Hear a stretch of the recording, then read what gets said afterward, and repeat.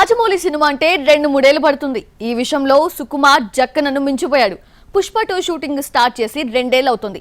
ఎట్టకేలకి climax కి చేరింది. ఇప్పటికే రిలీజ్ వాయిదా పడడంతో ఎట్టి పరిస్థితుల్లో డిసెంబర్ 6న రిలీజ్ చేయాలి అని రాత్రి పగలు అన్న తేడా లేకుండా టీం కష్టపడుతోంది.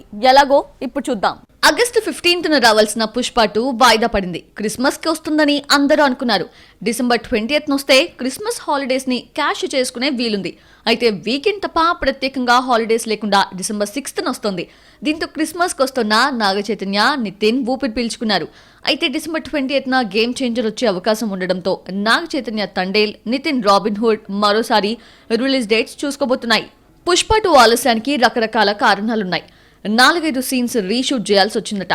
ఎప్పటికప్పుడు వాయిదాలు పడడంతో ఫహద్ ఫాజిల్ ఇచ్చిన డేట్స్ క్యాన్సిల్ అయ్యాయి.